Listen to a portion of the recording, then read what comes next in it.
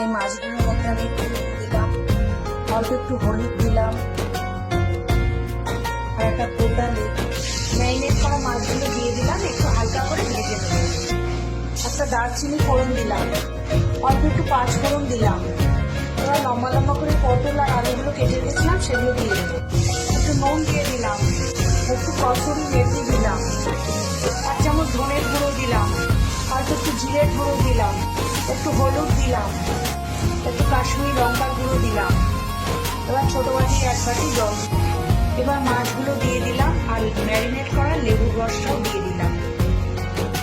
1/2 চামচ আদা বাটা দিয়ে দিলাম, একটু গোলমরিচ দিয়ে দিলাম, কয়েকটা কাঁচা লঙ্কা দিয়ে দিলাম। এটাই হলো দুর্দান্ত স্বাদের মেথি ফিশ কারি। খেতে অপূর্ব লাগে, খুব সুন্দর লাগে।